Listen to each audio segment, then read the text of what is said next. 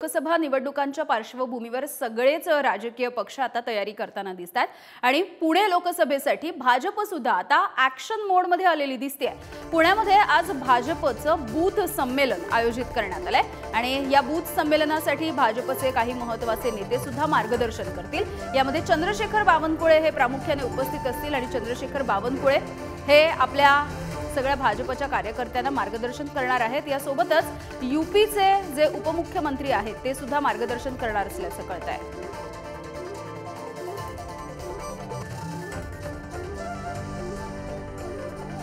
तुषार झरेकर आपल्या सोबत आहेत। तुषार, कसं असणार आहे हे नेमकं संमेलन? काय पद्धतीचा कानमंत्र आता भाजपच्या सगळ्या कार्यकर्त्यांना दिला जाणार आहे?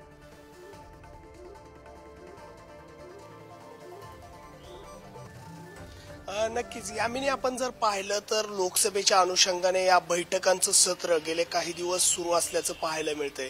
त्यातच आता महाविकास आघाडीकडनं ही बैठका सुरू होत्या, आता भारतीय जनता पार्टीकडनं ही बैठका सुरू केल्या गेल्याचं पाहायला मिळतंय।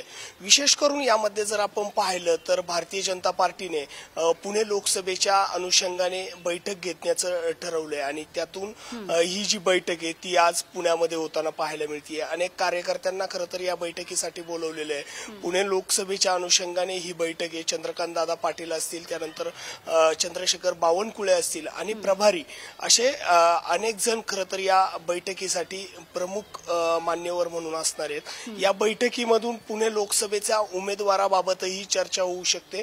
कोण नक्की पुणे लोकसभेची कोणाला उमेदवारी मिळती हेही पाहणं खरं तर महत्त्वाचं ठरणार आहे। मात्र भारतीय जनता पार्टी पुणे लोकसभेमध्ये कशा पद्धतीने तयारी करतेय, कशा पद्धतीने ही संपूर्ण निवडणूक हाताळतीये आणि कोणता कानमंत्र कार्यकर्त्यांना दिला जातोय हे पाहणं खरं तर महत्त्वाचं ठरणार आहे। अगदी तुषार, धन्यवाद।